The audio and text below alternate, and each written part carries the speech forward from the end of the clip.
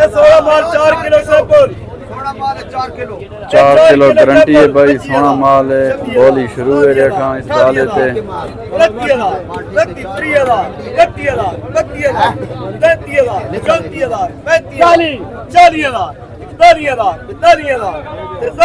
ये माल है भाई, ये देखो 47,000